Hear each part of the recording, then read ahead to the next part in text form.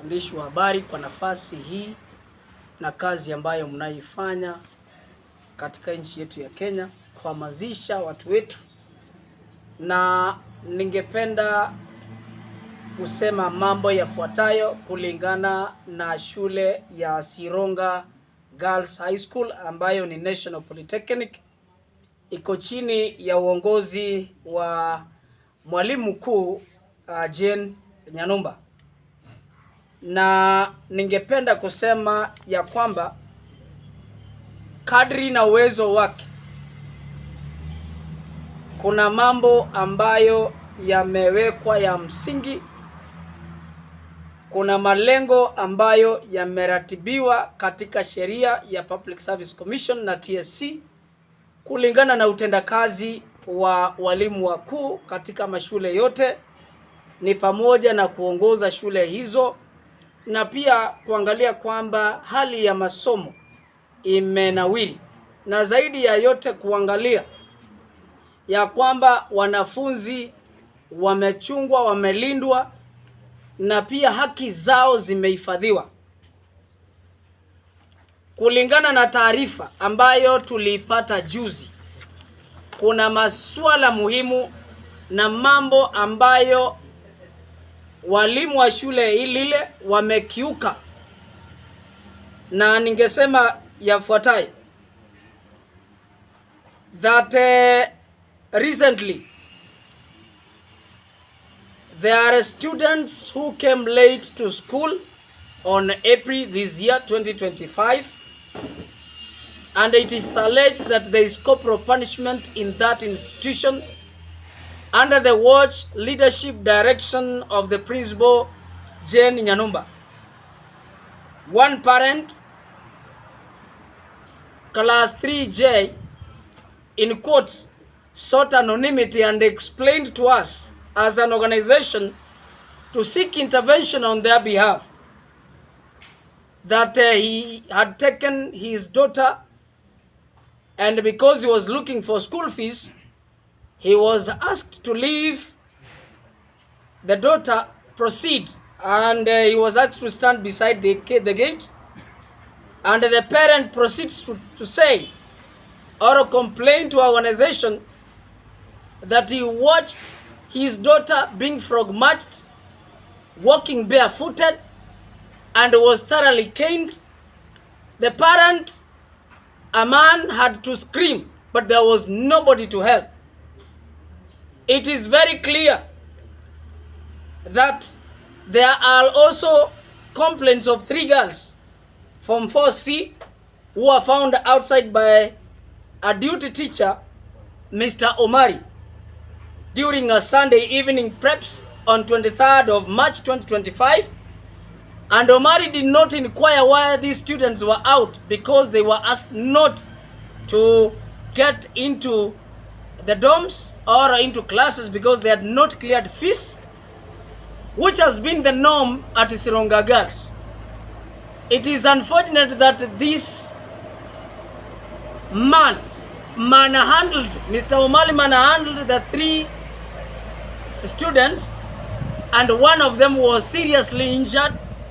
And the following morning when she called the parent, it was said that the parent was coerced after making noise the following day, and the girl was released for treatment, and as we talk she's healing because she is supposed to sit for exams. It is apparent that the principal, under her watch, directed that this student be expelled and wait for the time to come and sit for exams, and the reasons why the parent was coerced into being bribed, very little and meager bribes or tokens, to let the student in class. Now, there are allegations and a confirmation that Madam Jane Nyanumba, while at Kebabe Girls High School at Kerenyo in 2011, slapped a girl who collapsed. The arrogance exhibited, the intimidation, the pride that is exhibited in her is beyond reproach. And the reason why parents decided to make anonymous complaints into our organization, and we are asking the CS to take immediate action and resolve the impasse. Else, we will move to court to ensure that justice is served. The second allegation I would like to address is forcing students to return home when it is late after reporting without clearing fees. It is alleged by the parents and the students that there are about 29th and 30th of April, the principal had directed that no student could be admitted back to school because of non-payment of or clearing the fees. It is alleged that the principal paid what we call the fares back for these students who come all the way from Mombasa, and they had not even taken a shower, they did not even take food. This is a national school, and the principal actually directed that the money that she paid for their transport or fare back to Mombasa was accounted in their subsequent fees. The madam is also alleged that she sent a set of students home beyond 6 p.m. on 30th April 2025. 3 Form 2 girls were found in Kisii town at 7 p.m. One of the girls is a daughter to Mongori, number 07 blah blah blah blah blah 9, and upon inquiry the students disclosed that they were asked to go back home having reported to school late 5 p.m. past the reporting time policy of the school. They carried the school exit, which was duly signed and stamped by the principal, Nyanumba. It is apparent that the students were going back to Mongori. You can imagine the distance from Sironga girls at 5 or 6 going back to Mongori Kehanja. And one of the parents, a good Samaritan, had to intervene and rescue the girls.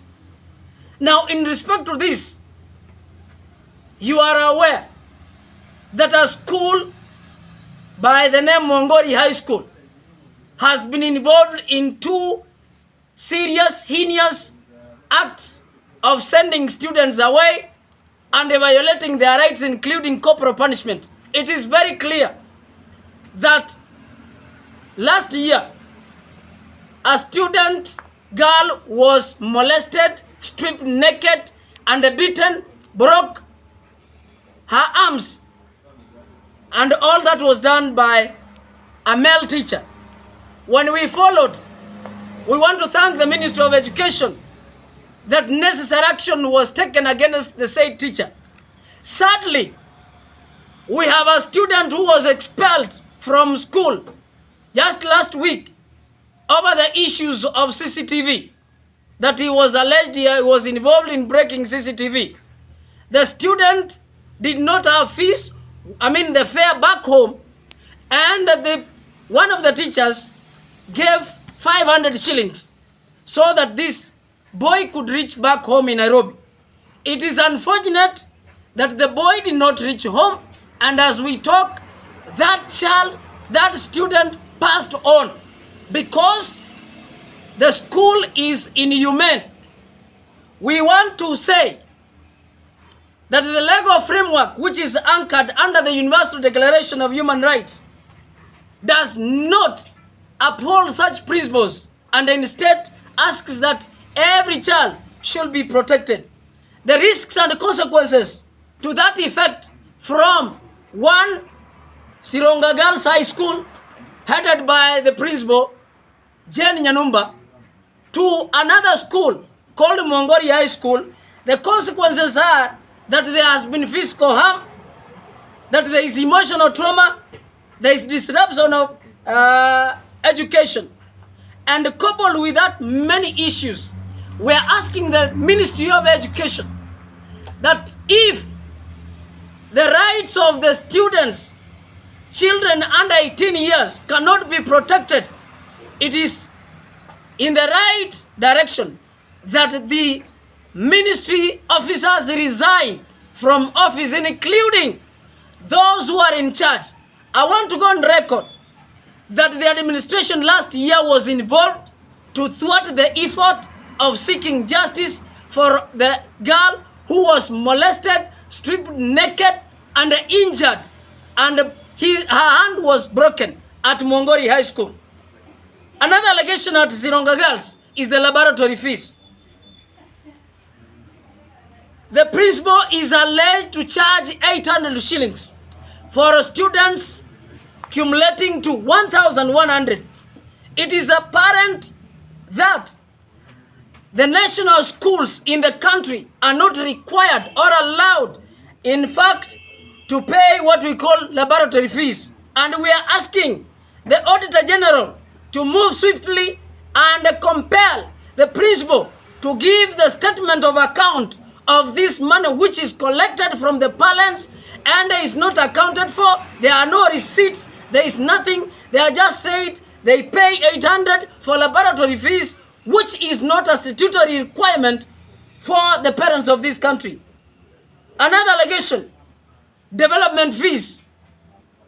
You are aware that His Excellency, the presidential candidate and the former education minister, Fred Okengo Matiang'i, went ahead and fundraised or contributed a donation for the construction of a multi-purpose hall at Sironga Girls.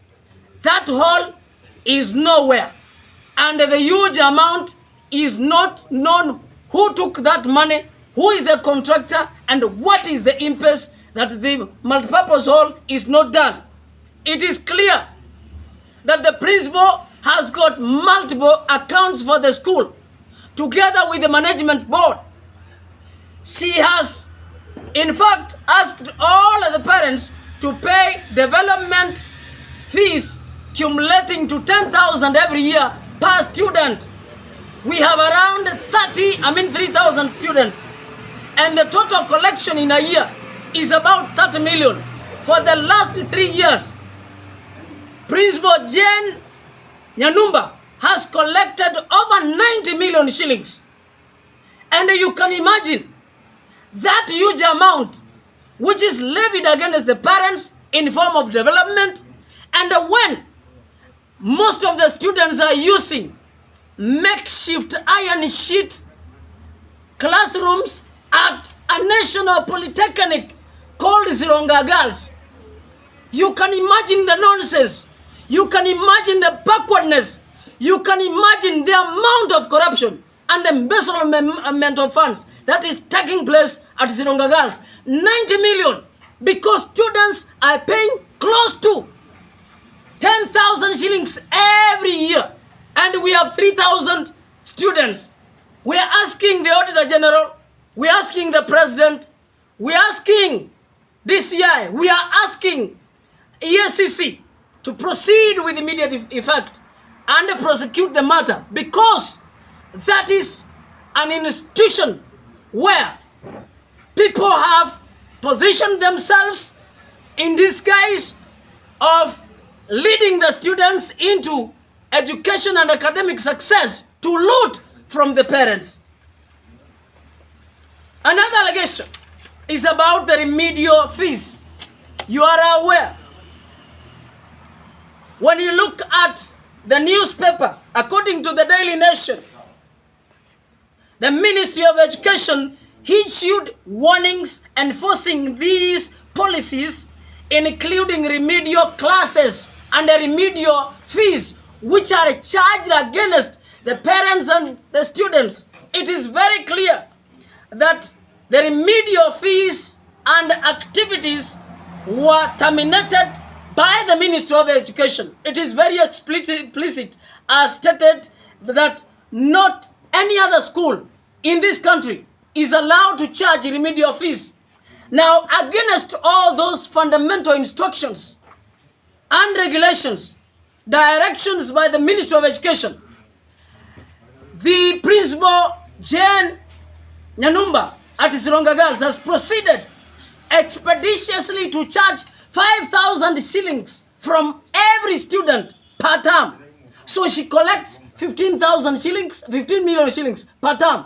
That translates to about 45 million shillings for remedial, which is an illegal collection as directed by the Minister of Education. We are aware most of the Minister of Education officials are colluding with a number of many institutions in the country, and especially schools, in the name of remedial fees.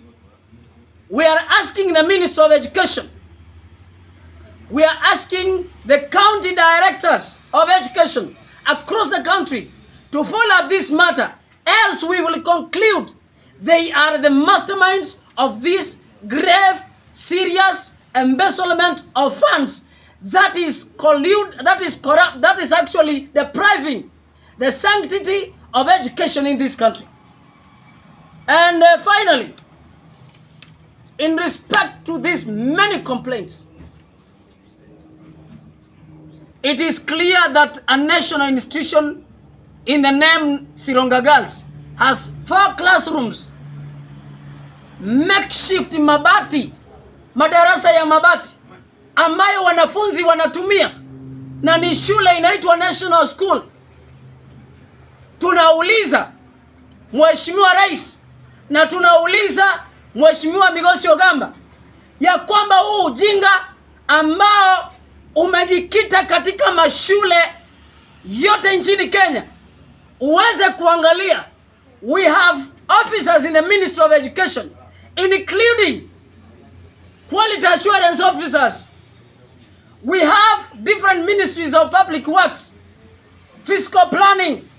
We need to know what is their responsibility, ya kwamba hiyo shule inachukua wanafunzi inawaweka katika madarasa ya mabati, na pesa inakusanywa katika shule hiyo zaidi ya milioni 100 kwa miaka mitatu. Pesa ya development tunauliza inaenda wapi? Na kwa sababu hiyo tunauliza ya kwamba Mheshimiwa Rais, CS Education, PS Education, haya mambo ni ya msingi, kwa sababu wazazi wameuliza ya kwamba sisi tuyalete, wanaogopa huyu mwanamke ni mfedhuli, ana kejeli, ana maringo.